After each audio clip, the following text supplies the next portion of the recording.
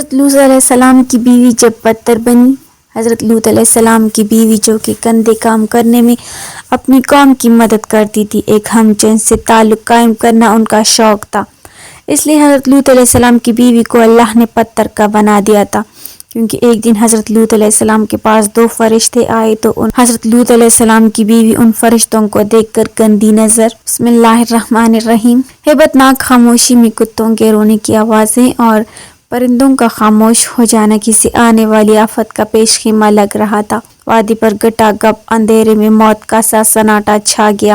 شہر کے باسی ابھی پوری طرح بیدار بھی نہ ہونے پائے تھے کہ اچانک ایک خوفناک جھٹکے نے لمحوں میں سب کچھ ختم کر ڈالا۔ اللہ کے حکم سے روح الامین حضرت جبرائیل علیہ السلام نے اپنی ایک پر کی نوک سے پورے شہر کو اٹھا کر آسمان پر پہنچایا اور پھر الٹ کر واپس زمین پر پٹک دیا۔ اس طرح دنیا کی حسین و جمیل وادی زمین میں 420 میٹر اندر دنس کر پانی کی تہ میں غرق ہو گئی۔ یہ 5 خوبصورت شہروں کی ایک بستی تھی جس کا کوئی ایک فرد بھی زندہ نہ بچا، لیکن اللہ نے اس عظیم شہر کی کنڈرات کو مستقبل کے لیے عبرت کا سامان بنا کر محفوظ کر لیا۔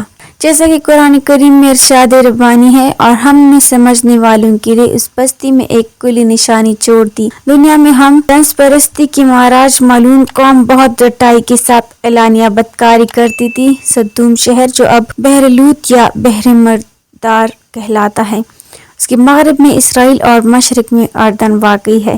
یہ علاقہ سطح سمندر سے 420 میٹر یعنی 1378 فٹ نیچے ایک گہری جھیل کی شکل میں ہے، جس کی لمبائی 67 کلومیٹر اور چوڑائی 18 کلومیٹر ہے۔ اس کے خاص حصے میں پانی حد سے زیادہ نمکین ہے، جس میں کوئی جاندار زندہ نہیں رہ سکتا، اس لیے اسے بحر مردار کہا جاتا ہے، اور یہی شہر سدوم تھا۔ یہ علاقہ 5 اچھے اور بڑے شہروں پر مشتمل تھا، جن کے نام سدوم، عمورہ، ادما، سبوئیم اور بالیا یعنی زوغر تھے۔ سدوم ان شہروں کا دارالحکومت اور مرکز سمجھا جاتا تھا۔ حضرت لوط علیہ السلام کا قیام اسی سرزمین پر تھا۔ حضرت لوط علیہ السلام کے والد کا نام ہاران تھا، اور یہ حضرت ابراہیم علیہ السلام کے بھتیجے تھے۔ ان کا بچپن حضرت ابراہیم علیہ السلام کی زیر سایہ گزرا۔ حضرت لوط علیہ السلام اور حضرت سارہ علیہ السلام ملت ابراہیم علیہ السلام کے پہلے مسلم اور سابقون الاولون میں سے تھے۔ یہ حضرت ابراہیم علیہ السلام کی ہجرتوں میں ہمیشہ ان کے ساتھ ساتھ رہے۔ تورات میں ہے کہ مصر میں قیام کے دوران ان کے اور حضرت ابراہیم علیہ السلام کے پاس دیگر ساز و سامان کے علاوہ مویشیوں کے بڑے بڑے ریوڑ بھی تھے۔ دونوں کے چرواہوں اور محافظوں کے درمیان عموماً کشمکش رہتی، چنانچہ باہمی رضامندی سے دونوں نے فیصلہ کیا کہ حضرت لوط علیہ السلام مصر سے ہی کوچ کر کے مشرقی اردن کے علاقے سدوم اور عمورہ چلے جائیں اور وہاں دین حنیف کی تبلیغ کریں، اور حضرت ابراہیم علیہ السلام واپس بیت المقدس چلے جائیں۔ حضرت لوط علیہ السلام اپنا ساز و سامان اور مویشیوں کے ریوڑ لے کر سدوم کی سرسبز و شاداب سرزمین میں بس گئے تو دیکھا کہ وہاں کے باشندے فواحش اور مصیبتوں میں اس قدر مبتلا ہیں کہ الامان الحافظ۔ دنیا کی کوئی برائی ایسی نہ تھی جو ان میں موجود نہ ہو۔ دیگر بدترین عیوب و فواحش کے علاوہ یہ قوم ایک نہایت غلیظ عمل کی معراج ہی تھی، جسے آج کی جدید دنیا ہم جنس پرستی کے نام سے جانتی ہے۔ یہی وہ بدبخت قوم ہے جس نے یہ ناپاک فعل بد ایجاد کیا۔ زیادہ خباثت اور بے شرمی کی بات یہ تھی کہ یہ لوگ اعلانیہ فخر و مباحات کے ساتھ یہ بدکاری کرتے تھے۔ ایک دفعہ حضرت سارہ علیہ السلام نے اپنے گھر کے خادم خاص لاز کو حضرت لوط علیہ السلام کی خیر خبر کے لیے سدوم بھیجا۔ بستی میں داخل ہوتے ہی ایک شخص ملا اور ملتے ہی ایک پتھر مار کر اس کا سر پھاڑ دیا، جس سے بہت سا خون بہنے لگا، اور ساتھ ہی لاز کو پکڑ کر کہنے لگا، یہ خون اگر تیرے بدن میں رہتا تو تجھے بہت سی بیماریوں میں مبتلا کر دیتا، میں نے اسے نکال کر تیرا بھلا کیا ہے، اب مجھے 57 کا معاوضہ ادا کر۔ لاز تو یہ سن کر دنگ رہ گیا۔ ایک تو چوری، اوپر سے سینہ زوری، بحث و تکرار شروع ہو گئی اور معاملہ قاضی تک پہنچ گیا۔ قاضی نے مقدمہ سننے کے بعد فیصلہ دیا کہ اگر یہ تیرا سر نہ پاڑتا تو تیرا بہت نقصان ہوتا، چنانچہ تجھے اس کا معاوضہ اور منتہانہ ادا کرنا ہوگا۔ لاز یہ غیر منصفانہ فیصلہ سن کر ہکا بکا رہ گیا الٹی گنگا بہتی دیکھ کر اس نے دونوں کو مزہ چکانے کا فیصلہ کر لیا۔ اس نے فیصلہ سنتے ہی پاس پڑا ہوا ایک پتھر اٹھایا اور پوری قوت سے قاضی کے سر پر دے مارا، جس سے خون کا فوارہ ابل پڑا، اور پھر بولا، اے قاضی، میں نے تیرا سر پاڑ کر اور خون بہا کر جو تیرا بھلا کیا ہے، اس کا معاوضہ اس شخص کو دے دینا جسے معاوضہ دینے میرے ذمہ ہے۔ اللہ تعالیٰ نے حضرت لوط علیہ السلام کو نبوت سے سرفراز فرما کر اس قوم کی اصلاح پر مأمور فرمایا تھا۔ قرآن کریم میں ارشاد باری تعالیٰ ہے، اور لوط کو یاد کرو جب انہوں نے اپنی قوم سے کہا کہ تم بے حیائی کے کام کیوں کرتے ہو؟ کیا تم عورتوں کو چھوڑ کر مردوں کی طرف مائل ہوتے ہو؟ حقیقت یہ ہے کہ تم احمق لوگ ہو۔ حضرت لوط علیہ السلام اپنی قوم کی عادات بد کی وجہ سے بڑے پریشان رہتے اور دن رات انہیں وعظ و نصیحت فرماتے رہتے، لیکن قوم پر ان کا کوئی اثر نہ ہوتا۔ وہ ڈٹائی اور بے شرمی کے ساتھ فخری بدیات میں مشغول رہتے۔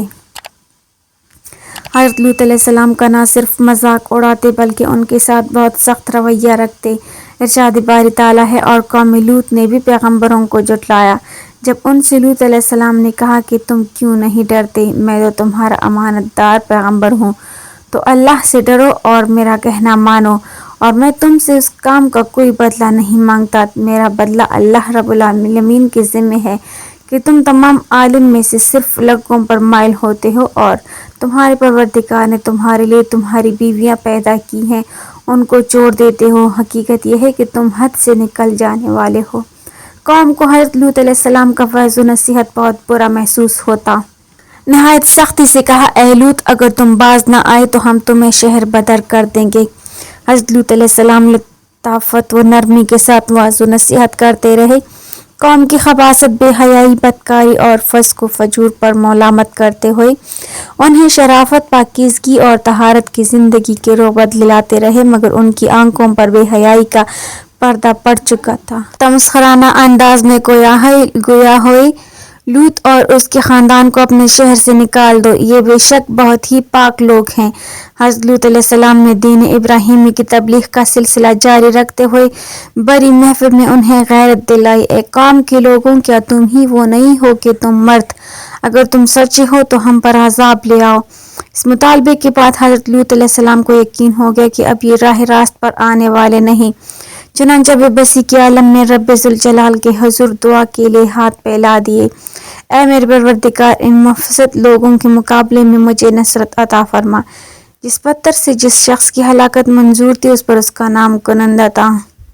انسانوں کی شکل میں فرشتوں کی آمد ہوئی۔ اللہ تعالیٰ نے اپنے نبی کی دعا قبول فرمائی اور اپنے خاص فرشتے دنیا کی جانب روانہ کیے۔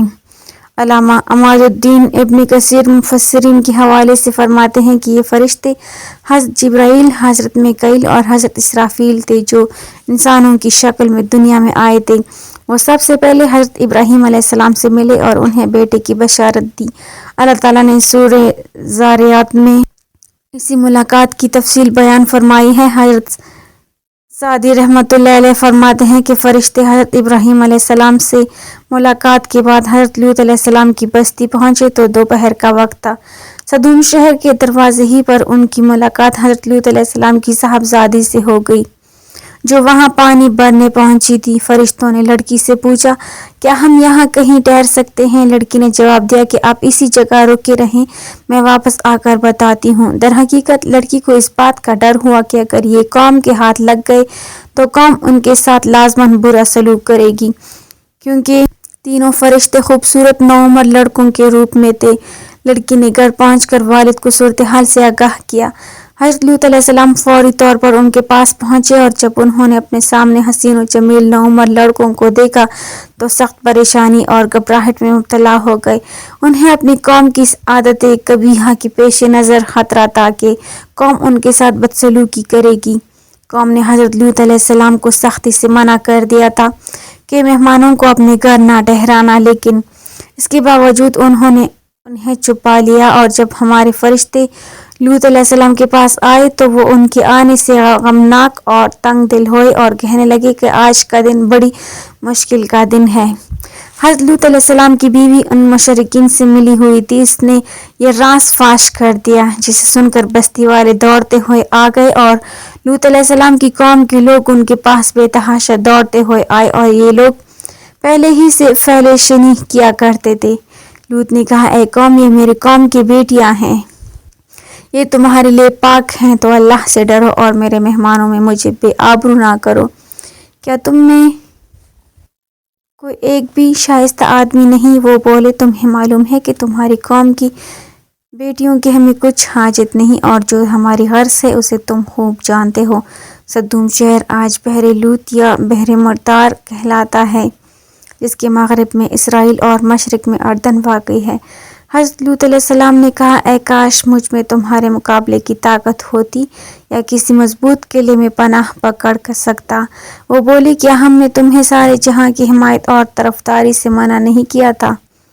مفسرین لکھتے ہیں کہ لوگوں کا ازدحام دیکھ کر حضرت لوط علیہ السلام نے گھر کا دروازہ بند کر لیا اور ان نوجوانوں کو ایک کمرے میں چھپا دیا۔ بدکار لوگوں نے آپ کے گھر کا گھیراؤ کیا ہوا تھا۔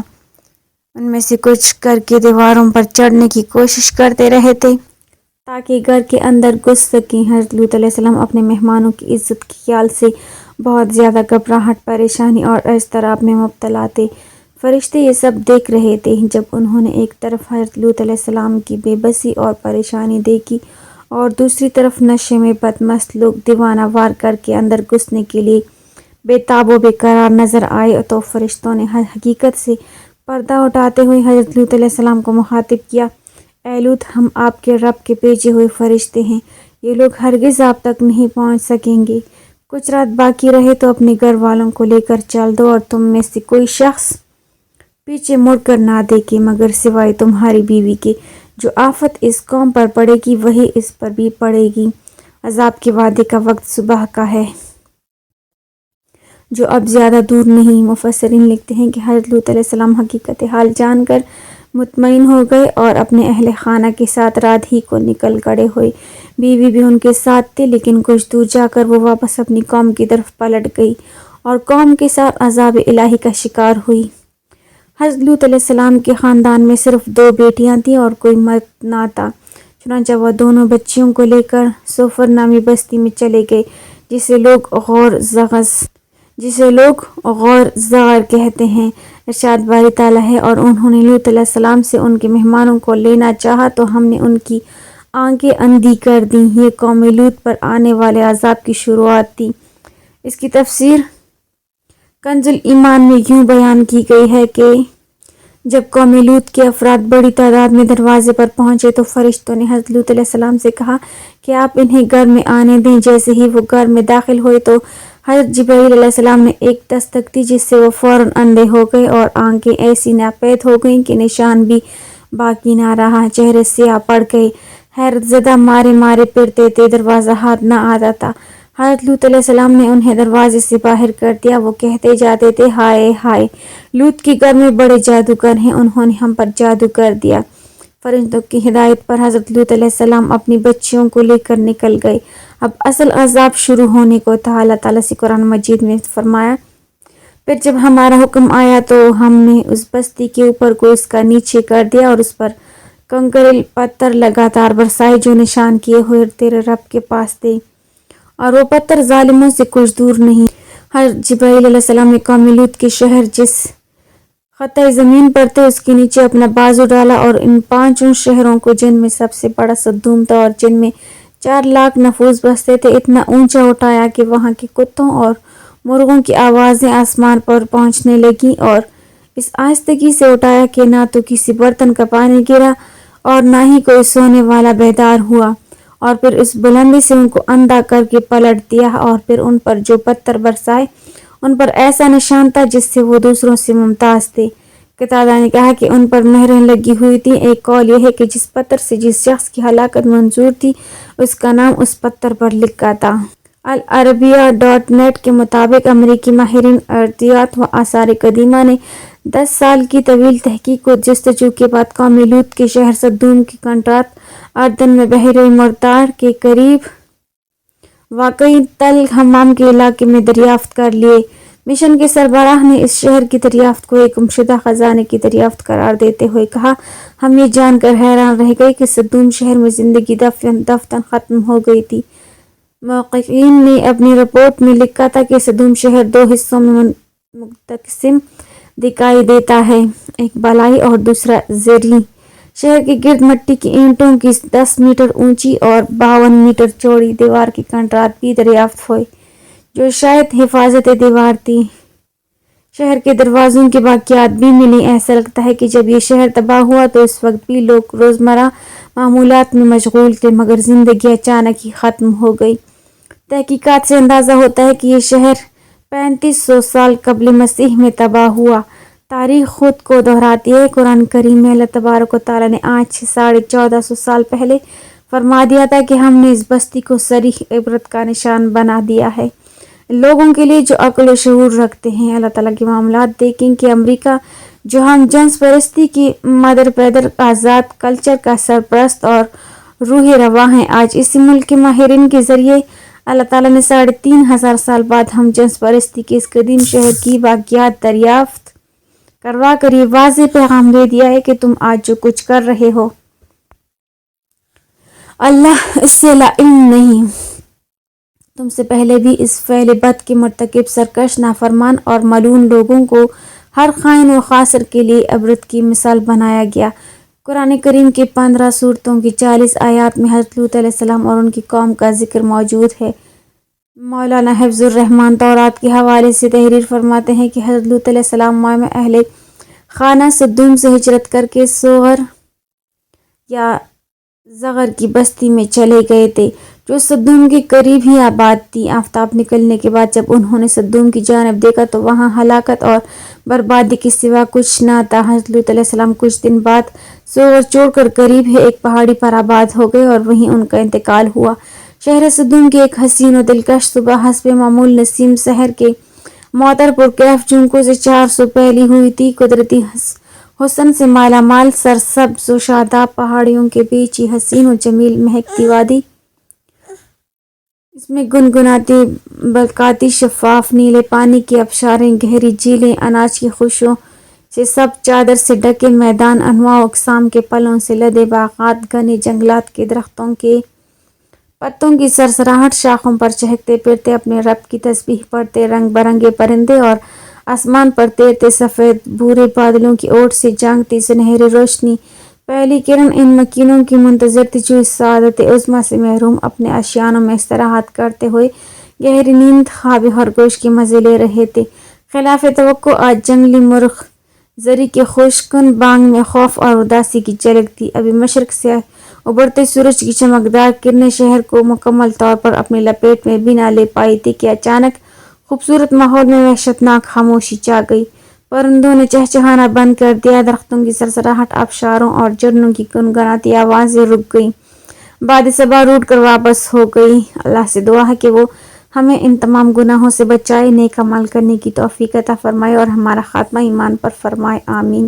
ناظرین، کمنٹ باکس میں اللہ تعالیٰ کے 99 ناموں میں سے ایک نام ضرور ٹائپ کریں۔